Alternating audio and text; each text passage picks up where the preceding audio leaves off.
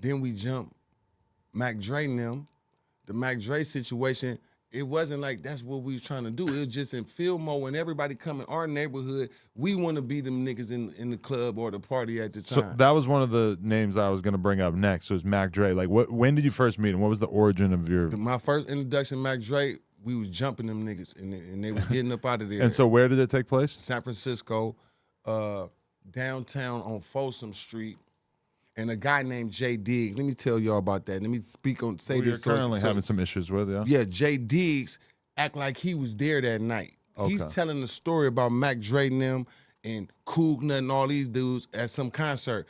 Jay Diggs, you're lying, boy. At this situation, it was a party only. It was on Folsom Street, not Broadway. He wasn't there. But it was somebody there that when we start getting on Mac Dre and them, and let me tell you how it started. It was really because Mac Dre and them was fresh up in there. They had them curls and they had them jean suits on, you know, the old school jean coat with the jean. So it was really that they were fresh. And then my partner got into it with one of his partners, and his partner hit my man in the head with a bottle and ran out the club. And then, but when he done that, because he was gangster, he did his thing, Mac Dre and them was still right here. So they had to come through us to get out because his man just hit. So we only attacked them because of what his man did. But when we chased Mac Dre and them out of there, Jay Diggs was not there. Somebody else. We chased him down the street where it's a dead end. They're in a minivan. But whoever that dude was who hit with the bottle, he already had the car started up. So by the time we chasing Mac Dre and them down to the bottom of it, he's spinning the car around and whipped out that tech, boy.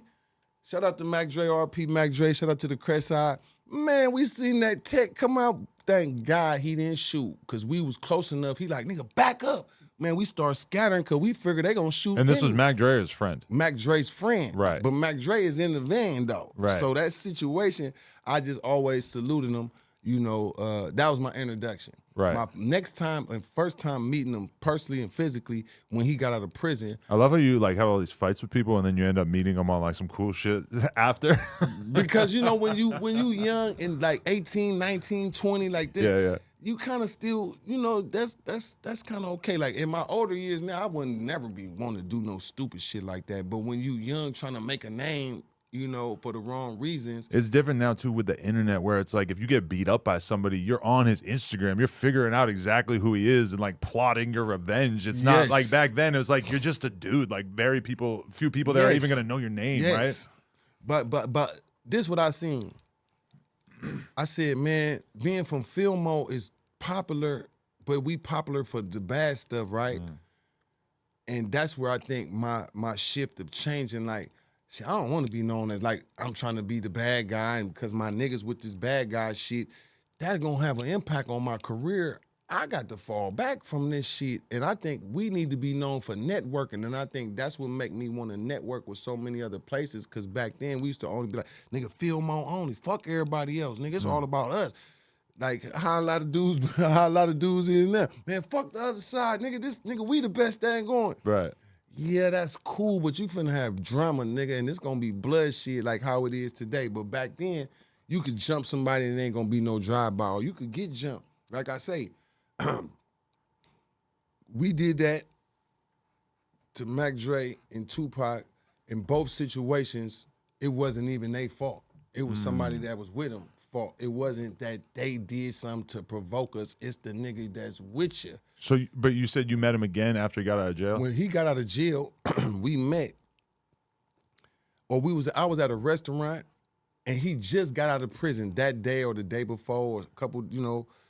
And when we saw each other, we didn't think about none of that, because he probably didn't know that was me at the time when that happened. Right. I mean, we talked about it later. But I was on from doing the movies. I'm doing the promo. I got the compilation. Like, I made a lot of motion. When he went to jail, I didn't have none of this motion. So when he came home, I was T the Bigga Figga. So by me and him talking, I showed Mac Dre how to do the compilations. His first project was the RomperRoomlation, or the Romperlation. That's what it's called. We had a song called Gangsta Gumbo or Ghetto Gumbo, something like that. That's the first track on the project that was created, and I was giving him the blueprint. And Mac Dre took that knowledge, mixed with what he already knew, and just went crazy with it from there. So shout out to Mac Dre, R.I.P., God bless his family.